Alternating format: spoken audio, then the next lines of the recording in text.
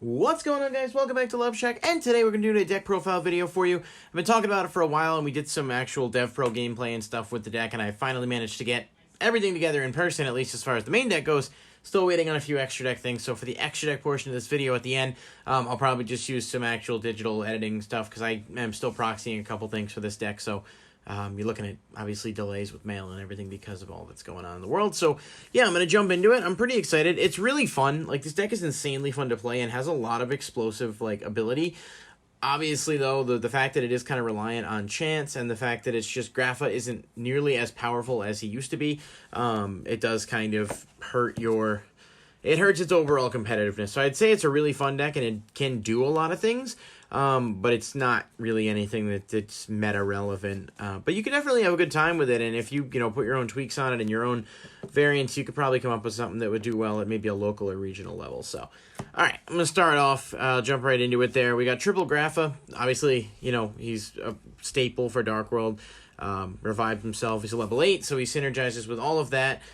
Pops a card on the field, so he can kind of out floodgates that are problematic as long as you don't get called by the grave. And his revival is actually a summoning condition, not an effect, so it even if he does get called by the grave, you can still bring him out, which is useful in the deck. Triple Snow, Searcher, just an insane consistency booster for the deck, not a hard once per turn. In the rare instance that your opponent discards it, if you're playing against Mermail and they got the hand loop, or you get Desert Locust or something like that, you can also grab a card in your opponent's graveyard and special summon it. So Grapha has the same thing. If he's discarded by an opponent's card, you rip a card out of their hand. If it's a monster, you put it to your field. So it's not something that comes up a ton, but it is a neat interaction that does exist. I'm playing 2 Silva. Now, you could play Lucian as well. I elected to go with Silva specifically because of interactions with Ceruli. Cerule's the one that when he's discarded, you special him to your opponent's field, and then it makes you, in this case, because your opponent's now controlling it, you discard a card, although it counts as being activated by your opponent, so you discard Silva. Discarding Silva will then make your opponent take 2 cards from their hand and put them on the bottom of the deck, so it's instantly really good at, restricting your opponent's plays, and, I mean, in theory, you can do this multiple times in a turn if you have Avarice and stuff, so it's a really cool interaction with those two, and that's why I went with Silva over Lucian.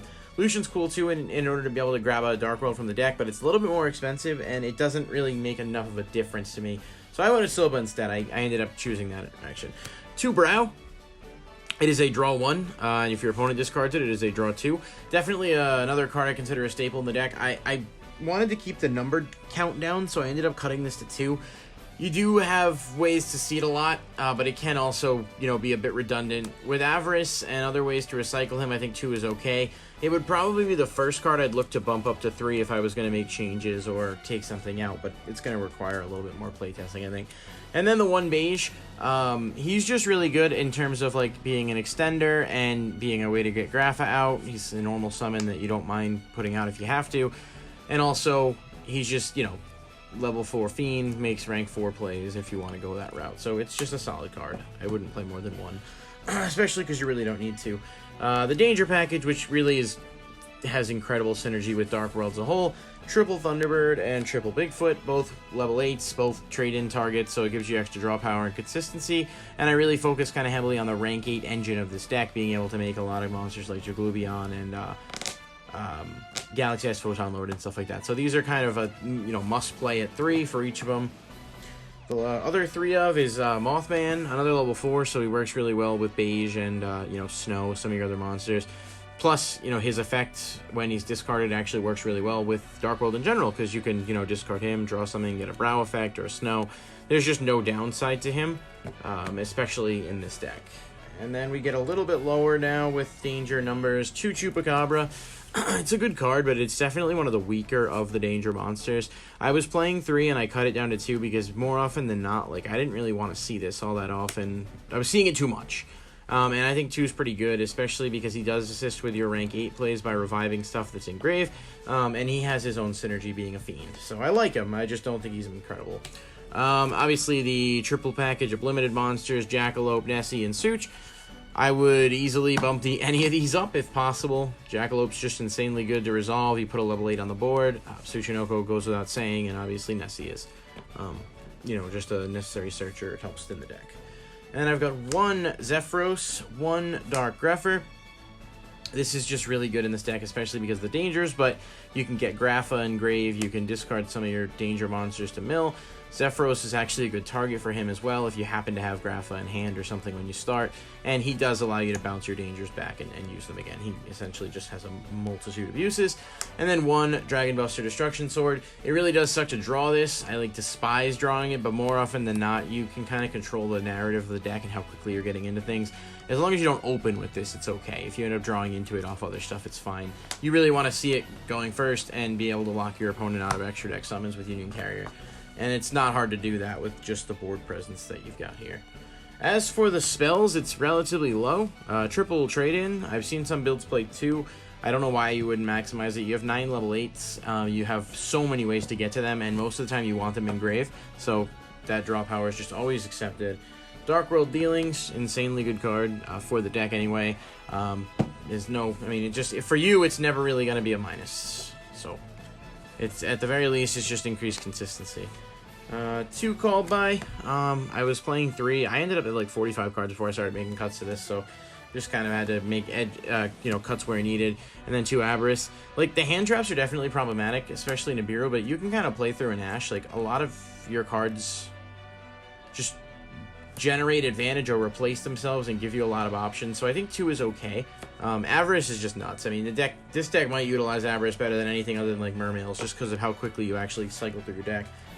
1 Gates, I love the card. It's really good. It's searchable by Snow, but it's not anything I really need to see multiple copies of. And then Card Destruction. This card's insane. It's literally broken in this deck anyway. I've had some hands where it's like you get Ceruli and Silva and Graph, as well as other stuff, and you can just completely go off, replenish your hand, and then you get to resolve a bunch of effects and force your opponent to lose cards. So I think 41's the main total there. Pretty happy with that overall build. I will go through the extra deck. Like I said, there's a few things that are proxied, so you'll probably see that I edit in those images there when I actually finalize this video, but we'll go through what's here. I'm playing, for the rank 2s, I'm playing 2 Wee Witch Apprentice. I elected to play a second one of this because of the deck's OTK potential, and being able to spam a couple of these and really boost your monster's power makes that a little bit more accessible. As far as the other rank 2s, there's the one Masquerena, which, like I said, I'll put up the images on that for you guys. I ordered a bunch of stuff. It didn't all come in time, and I was like, I'm going to do this video, and we'll just kind of make it work. And then the last rank 2 is Union Carrier.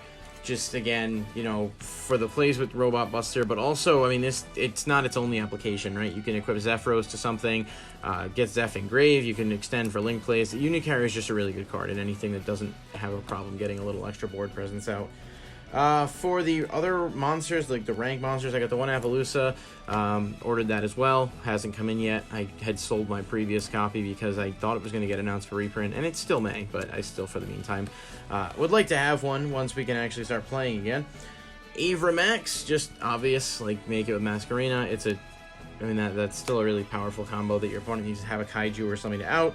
And then the last link, which may be the one that some people find a bit, is the World Gears of Theriological Demiurgy. 3 level 5 or higher monsters. If it's link summoned, it's unaffected by other monster effects. Just straight up unaffected. Can't be Nibiru, can't be Ash Blossom, can't be Boral. I mean, it's literally like, it's a 3500 monster that has strong presence against almost everything. There are ways around it. You can impermanence it, and it does have some other neat effects too. Like if your opponent summons a monster from the extra deck, you can special summon a World Legacy monster from the deck. I thought about putting one in that was a level 8 just to have extra resources, but it feels like at that point you're kind of wasting the space. So I really like this card. The monster effect protection helps tremendously, and Nibiru being a huge problem for this deck, being able to make this, at least guarantees that you're not going to completely lose your board.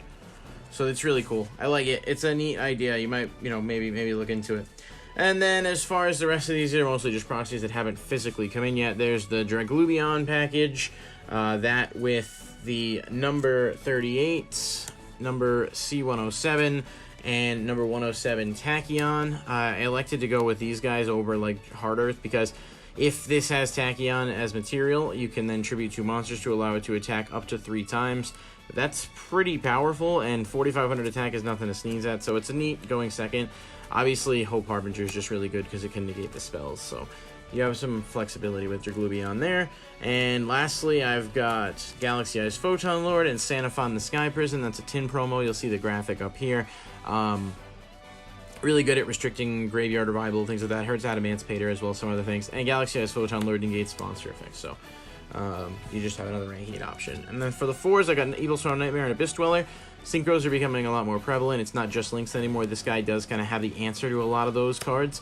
At the very least, by forcing a monster face down that is special summon, you can sort of block your opponent out of being able to link. And Abyss Dweller is Abyss Dweller. He's pretty good. So, yeah. So that is the overall deck profile. Hopefully you guys did enjoy it. Like I said, I apologize for the few proxies. I'll put the images up so everyone can see. Hopefully you guys did enjoy the video. If you did, please like, comment, and subscribe for more. And I'll see you next time right here. Loveshack.